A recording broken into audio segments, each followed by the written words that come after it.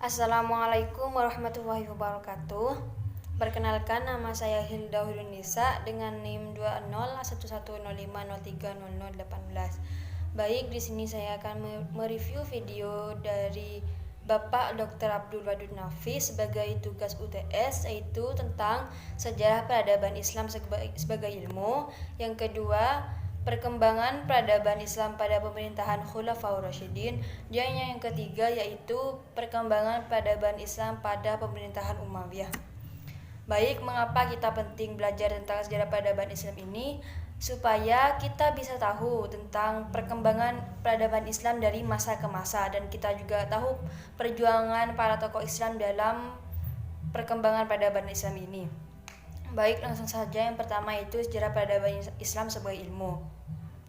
Pengertian sejarah peradaban Islam yaitu sebagai kemajuan dan tingkat kecerdasan akal yang dihasilkan dalam suatu periode Nabi Muhammad sampai perkembangan kekuasaan Islam saat ini. Sedangkan pengertian ilmu pengetahuan yaitu deretan konsep dan skema konseptual yang berhubungan satu sama lain sebagai hasil eksperimen serta observasi yang diperoleh melalui pengalaman-pengalaman. Kriteria ilmu pengetahuan dan kriteria sejarah peradaban Islam itu sama, yaitu yang pertama memiliki objek yang jelas, yang kedua memiliki metode tertentu, yang ketiga disusun secara sistematis, yang keempat menggunakan pemikiran rasional, yang kelima kebenarannya bersifat objektif, dan yang keenam memiliki tujuan. Nah, karena kriteria ilmu pengetahuan dan sejarah peradaban Islam ini sama, maka dapat dikatakan bahwa sejarah peradaban Islam itu sebagai ilmu pengetahuan. Nah, manfaat mempelajari sejarah Islam itu yang pertama yaitu sebagai kegunaan edukatif, yaitu kita bisa mempelajari sejarah Islam ini dengan bersungguh-sungguh. Dan dalam memperjuangkan agama Islam itu kita harus sopan, jujur, bijaksana. Dan yang kedua yaitu kegunaannya sebagai inspiratif. Nah, dengan mempelajari sejarah peradaban Islam ini kita bisa terinspirasi dari perjuangan-perjuangan tokoh Islam dalam peradaban Islam ini. Dan yang ketiga yaitu kegunaan rekreatif, yaitu kita bisa berkreasi dengan masa lalu agar kita itu bisa senang dengan mempelajari sejarah peradaban Islam ini. Yang kedua yaitu perkembangan peradaban Islam pada pemerintahan Khulafaur Rasyidin. Pengertian Khulafaur Rasyidin secara bahasa berasal dari kata khulafa dan ar-rasyidin. Kata khulafa merupakan jamak dari kata khalifah yang artinya pengganti, sedangkan ar-rasyidin artinya mendapat petunjuk. Arti bebasnya yaitu orang yang ditunjuk sebagai pengganti pemimpin yang selalu mendapat petunjuk dari Allah Subhanahu wa taala. Para khulafaur rasyidin yang merupakan sahabat Nabi yaitu ada 4. Yang pertama Abu Bakar As-Siddiq. Abu Bakar nama lengkapnya ialah Abdullah bin Abi Quhafah bin Utsman bin Amr bin Mas'ud bin Ta'im bin Murrah bin Ka'ab bin Lu'ay bin Walid bin Fir At-Taimi Al-Quraisy. Abu Bakar lahir pada tahun 572 Masehi dan wafat pada tanggal 21 Jumadil Akhir 13 Hijriah atau 23 Agustus tahun 634 Masehi. Abu Bakar menjabat sebagai khalifah dari tahun 11 sampai 13 Hijriah atau 632 sampai 634 Masehi. Kemajuan peradaban Islam pada masa pemerintahan Abu Bakar As-Siddiq yaitu yang pertama perbaikan sosial, yang kedua perluasan dan pengembangan wilayah Islam, yang ketiga mengumpulkan ayat-ayat Al-Quran, yang keempat sebagai kepala negara dan pemimpin umat Islam, dan yang kelima meningkatkan kesejahteraan umat Islam. Khalifah yang kedua yaitu Umar bin Khattab. Umar bin Khattab nama lengkapnya yaitu Umar bin Khattab bin Nufail bin Abdul Uzza bin Riba'ah bin Abdillah bin Qard bin Razail bin Adi bin Ka'ab bin Lu'ay. Umar bin Khattab lahir pada tahun 579 Masehi dan wafat pada tahun 644 Masehi. Masa jabatan Umar bin Khattab dari tahun 13 sampai 23 Hijriah atau 634 sampai 644 Masehi.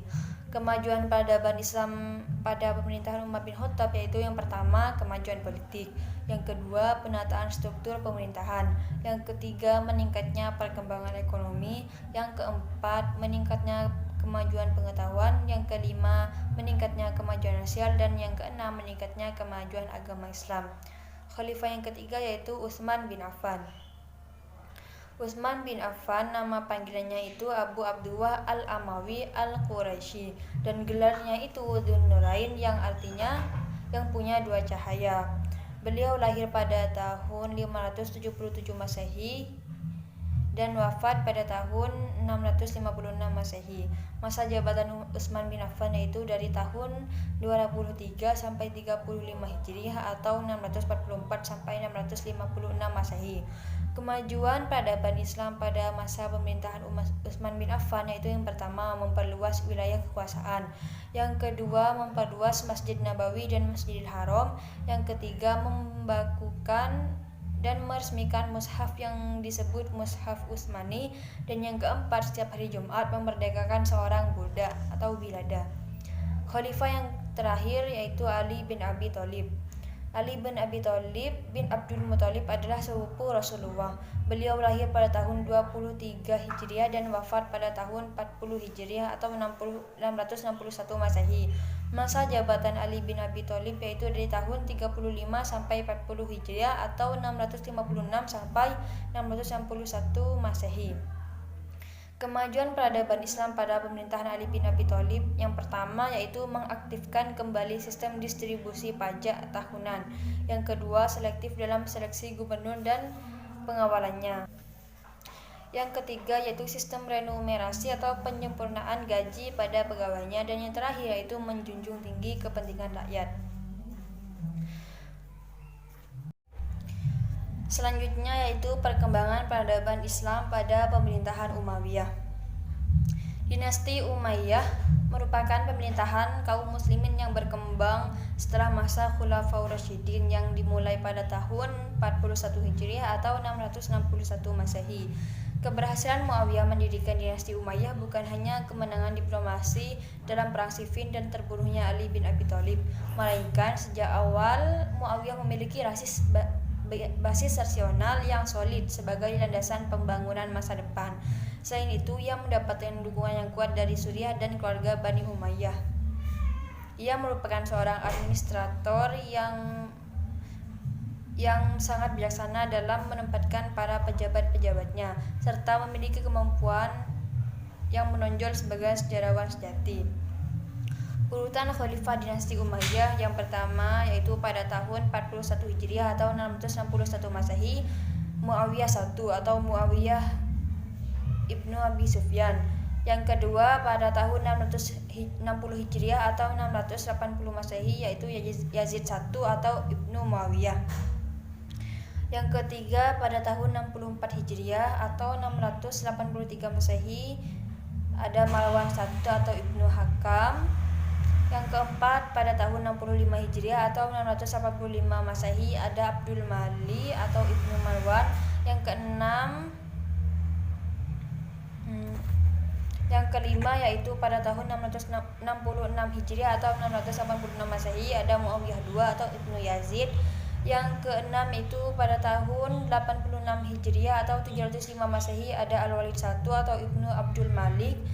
Terus yang ketujuh yaitu pada tahun 96 Hijriah atau 750 Masehi, khalifahnya yaitu Sulaiman atau Ibnu Abdul Malik. Yang kedelapan pada tahun 99 Hijriah atau 717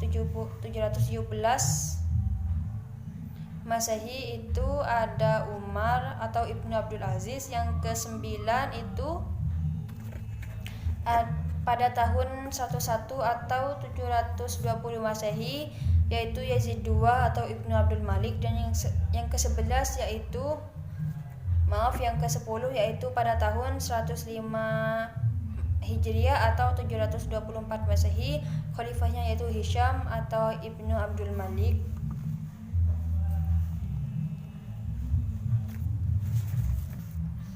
Yang ke-11 pada tahun 125 Hijriah atau 743 Masehi, yaitu khalifahnya Al-Walid II atau Ibnu Yazid II.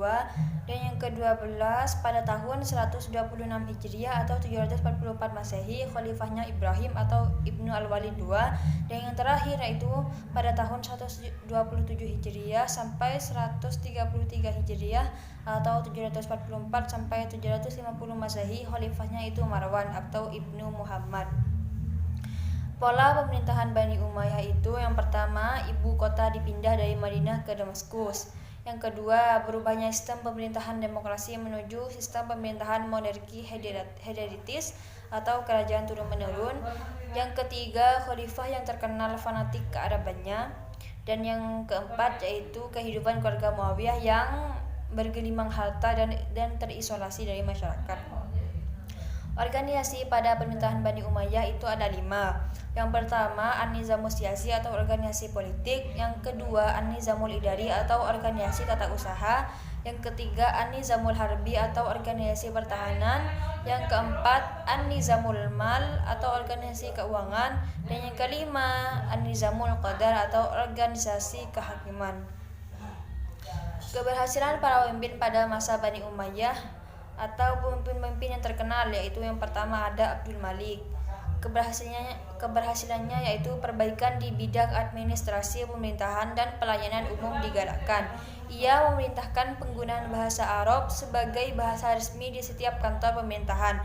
Sebelum itu bahasa Yunani digunakan di Suriah, bahasa Persia di Persia, dan bahasa Kipti. Yang kedua yaitu Abdul Aziz bin Marwan. Keberhasilannya yaitu membuat alat pengukur sungai Nil, membangun jembatan, dan memperluas Masjid Jami Amr bin As. Yang ketiga yaitu ada Hajjaj bin Yusuf. Keberhasilannya yaitu melakukan perbaikan sistem irigasi dengan mengalirkan air sungai Tigris dan Efrat ke seluruh pelosok Irak sehingga kesuburan tanah pertanian itu terjamin. Ia juga melarang keras perpindahan orang desa ke kota. Kehidupan ekonomi pun dibangun dengan memperbaiki sistem keuangan, alat timbangan, takaran, dan ukuran. Khalifah yang terkenal selanjutnya yaitu ada Al-Walid. Keberhasilannya yaitu kesejahteraan rakyat mendapat perhatian besar. Ia mengumpulkan anak yatim, memberi mereka jaminan hidup, dan menyediakan guru untuk mengajari mereka. Bagi orang cacat, ia menyediakan pelayan khusus yang diberi gaji, orang yang buta diberikan penuntun, dan bagi orang yang lumpuh disediakan perawat. Ia juga mendirikan bangunan khusus untuk orang yang kusta agar mereka dirawat sesuai dengan persyaratan kesehatan. Khalifah selanjutnya yaitu Umar bin Abdul Aziz. Banyak keberhasilan yang beliau capai pada masa pemerintahannya yaitu melakukan pembersihan di kalangan Bani Umayyah. Tanah-tanah atau harta lain yang pernah diberikan kepada orang tertentu dimasukkan ke dalam Baitul Mal. Melakukan pemecatan terhadap pejabat yang sewenang-wenang. Pajak yang dipungut dari orang Nasrani dikurangi, dan jizya atau pajak yang masih dipungut kepada orang yang telah masuk Islam dihentikan. Dengan demikian banyak orang-orang yang berbondong-bondong masuk Islam. Dan selanjutnya yaitu melakukan perbaikan lahan pertanian, penggalian sumur baru, pembangunan jalan, menyediakan tempat penginapan bagi para musafir, memperbanyak masjid, dan sebagainya. Orang sakit mendapat bantuan dari pemerintah. Dinas pos yang sudah dibangun sejak masa Khalifah Muawiyah juga diperbaiki agar tidak hanya melayani pengiriman surat resmi dari para gubernur dan pegawai khalifah atau sebaliknya, tetapi juga melayani pengiriman surat rakyat, lebih mengedepankan dialog daripada peperangan. Demikian video review dari saya, kurang lebihnya mohon maaf. Wassalamualaikum warahmatullahi wabarakatuh.